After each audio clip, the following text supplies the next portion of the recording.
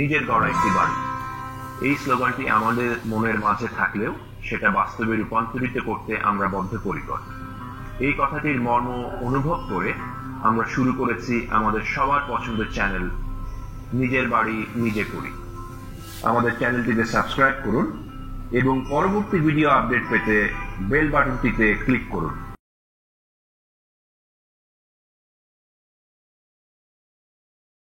Automation system দু ধরনের হয়, residential automation and industrial automation.